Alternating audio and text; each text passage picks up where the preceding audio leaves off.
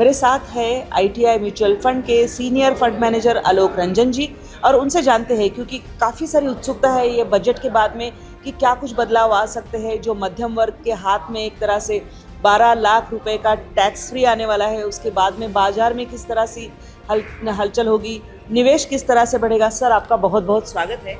धन्यवाद। पहले तो ये जानना चाहेंगे कि जो हमारे यहाँ पर पिछले कुछ साल में हम किस तरह से म्यूचुअल फंड इन्वेस्टमेंट में ज़्यादा लोगों का रुझाव देख रहे हैं कि किस तरह से बढ़ रहा है ईयर ऑन ईयर। देखिए, इसका कारण ये है कि इन्फ्लेशन थोड़ा बढ़ के रहा पिछले 2-3 सालों में, और कोविड के समय काफ़ी लोग घर पे बैठे रहे, तो हर आदमी सोचता था कि जो पैसा पड़ा हुआ है किस तरह से उसका ऑल्टरनेटिव यूज किया जाए और किस तरह से उस पर अच्छा रिटर्न कमाया जाए। और उसके चलते लोगों का म्यूचुअल फंड में रुझान बढ़ा। और ये एक संयोग है कि मार्केट भी पिछले 4 सालों में मार्केट ने बहुत अच्छा रिटर्न दिया है। तो जैसे जैसे लोगों को अच्छा रिटर्न मिलता गया, लोगों की अभिरुचि इसमें बढ़ती गई और म्यूचुअल फंड का ये जो कल्चर है ये जोर पकड़ता गया, और अभी लोग काफ़ी अच्छे रिटर्न्स पे बैठे हुए हैं। अगर हम ये ग्रोथ देखें और ये भारत को दूसरे देशों की तुलना में देखें तो फिर भी कम थोड़ा सा हमको परसेंटेज दिखता है, क्योंकि अमेरिका में हो या ये बहुत इन्वेस्टमेंट अलग है। यहाँ पर अभी भी बैंकिंग सेक्टर में जितने इंक्लूजन में आए हैं उससे बहुत कम है। तो ये निवेश बढ़ाने के लिए क्या है? निवेश बढ़ाने के लिए मुझे लगता है कि फाइनेंशियल लिटरेसी काफ़ी ज़रूरी है। तो जो लोग फील्ड में हैं और जो लोग प्रोस्पेक्टिव इन्वेस्टर्स के संपर्क में हैं, उनको उसके हिसाब से जा कर के और लोगों को उसके बारे में बताना चाहिए। म्यूचुअल फंड के बारे में लोगों को ये भी बताना चाहिए इसमें रिस्क क्या है, लोगों को ये भी बताना चाहिए कि रिस्क के मुकाबले रिटर्न कितना अच्छा है, और लोगों को ये भी बताना चाहिए कि शॉर्ट टर्म के लिए ये सब इन्वेस्टमेंट्स अच्छे नहीं हैं।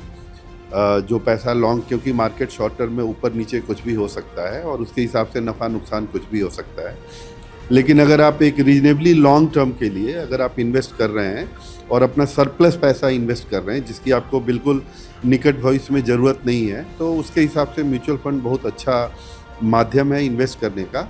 और इसमें इन्वेस्टमेंट में एवरेज आप देखेंगे तो 12%, 15%, मतलब कुछ रिटर्न की गारंटी तो नहीं की जाती है, लेकिन एवरेज रिटर्न देखेंगे अगर पिछले 5-10 साल का तो 12-15% रिटर्न आता है, जो कि फिक्स डिपॉजिट या बाकी सब के मुकाबले काफ़ी अच्छा है।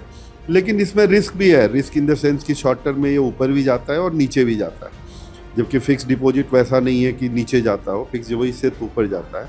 तो इसमें रिटर्न ज़्यादा है, लेकिन वोलेटिलिटी है, थोड़ी अनिश्चितता है।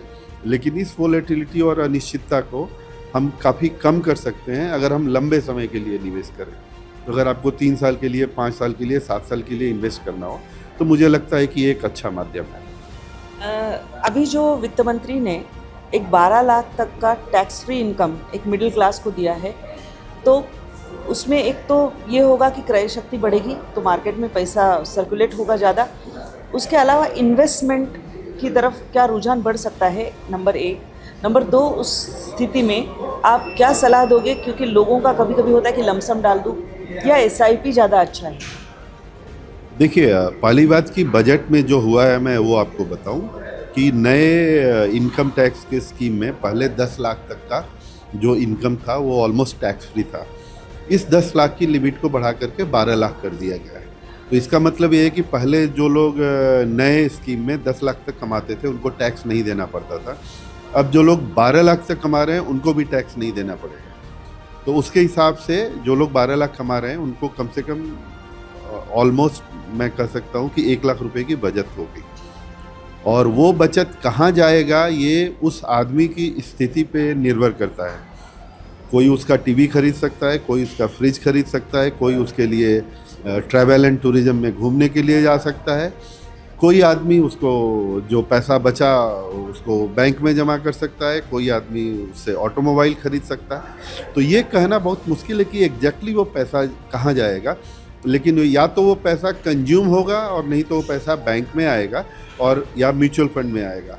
तो इससे हर क्षेत्र में फ़ायदा होने का अनुमान है, क्योंकि सेविंग्स बढ़ेंगी और उसके चलते इन्वेस्टमेंट बढ़ेगा, और इन्वेस्टमेंट जब बढ़ेगा तो इंडस्ट्री में ग्रोथ आना चाहिए उस हिसाब से। एक और होता है कि म्यूचुअल फंड सही है, ये कहीं ना कहीं मैसेज पूरा बैंकिंग सेक्टर के ओर से जा रहा है। मैं पैनल डिस्कशन में सुन रही थी कि म्यूचुअल फंड सेफ भी है।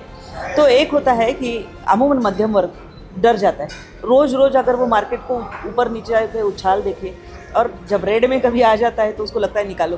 तो पैनिक या फिर ओवर ग्रीड, ये दोनों ही रिस्की है। देखिए, म्यूचुअल फंड सेफ है ये हम इस मायने में कहते हैं कि आपका पैसा लेकर कोई भागेगा नहीं। मतलब म्यूचुअल फंड में ट्रांसपेरेंसी है, और अगर आप सही आदमी के थ्रू कर रहे हैं और आपका पैसा म्यूचुअल फंड में जा रहा है तो it is extremely regulated. SEBI watchdog है, सेबी हम पे नज़र रखती है, और सेबी ये सर्टेन करती है कि म्यूचुअल फंड में आपका पैसा गायब नहीं हो, आपके साथ धोखाधड़ी नहीं हो।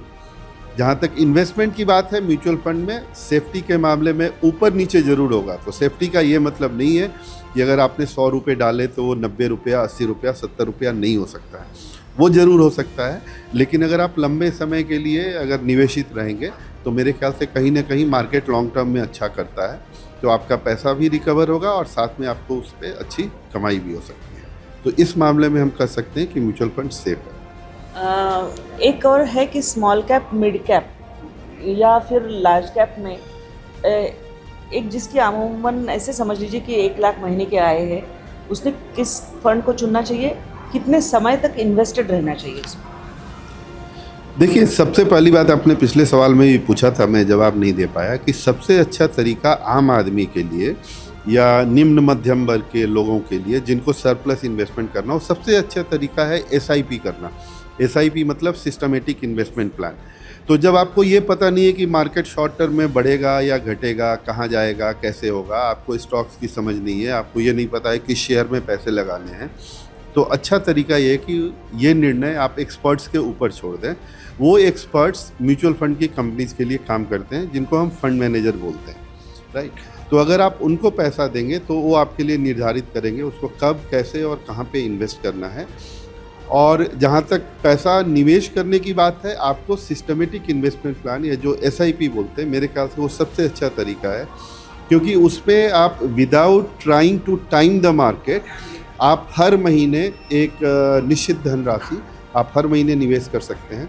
तो किसी महीने मार्केट नीचे रहेगा, किसी महीने ऊपर रहेगा, तो नीचे के मार्केट में भी आपका इन्वेस्टमेंट होगा, ऊपर के भी मार्केट में इन्वेस्टमेंट होगा। तो लॉन्ग टर्म में वो एवरेज आउट कर जाता है, तो उससे आपको कोई नुकसान होने की संभावना टाइमिंग के टर्म्स में कम होती है। ओवरऑल मार्केट में आप इन्वेस्टमेंट के परसेंटेज में, नंबर्स में कितना ग्रोथ देखते हैं? जनरली अगर आप पास्ट देखेंगे और एम्पिरिकल रिटर्न देखेंगे तो मार्केट का रिटर्न 12% के आसपास एवरेज रिटर्न होता है। कई बार 3-3, 4-4 साल तक कोई रिटर्न नहीं आता, और कई बार साल भर में ही पैसा डबल भी हो जाता है। तो इन चीज़ों से बचने के लिए ना ही आपको बहुत ज़्यादा लालच करना चाहिए और ना ही बहुत ज़्यादा डरना चाहिए। जो सरप्लस पैसा है उसको नियमित रूप से SIP के थ्रू लगाते रहें, और अगर आपने 3-5 साल से ज़्यादा का इन्वेस्टमेंट किया और करते रहे तो मेरे ख्याल से 12-15% का रिटर्न आराम से आ सकता है। दूसरी बात यह है कि म्यूचुअल फंड्स काफ़ी टैक्स फ्रेंडली भी हैं, तो इसमें टैक्सेशन भी, जैसे आप जो फिक्स डिपॉजिट पे जो टैक्स लगता है, depending on your income slab, जो आदमी हायर इनकम स्लैब में है उसको फिक्स डिपॉजिट पे जितना टैक्स देना पड़ता है, म्यूचुअल फंड पे उसे काफ़ी कम टैक्स देना पड़ता है। तो आप देखिएगा कि म्यूचुअल फंड में इन्वेस्टमेंट सही, सेफ किस तरह से है, सर ने बिल्कुल आपको बताया है। तो जो सरप्लस में पैसा आ सकता है वो अगर म्यूचुअल फंड में आप डालते रहेंगे तो हो सकता है कि भविष्य का एक अच्छा इन्वेस्टमेंट का एक चंक आप बना के रख सकते हो, जो आपको सुरक्षित, एक जिसको रेनी डेज में काम आना हो या उस तरह से हो सकता है। बहुत बहुत धन्यवाद सर, नवभारत से बात करने के लिए। धन्यवाद। Thank you sir.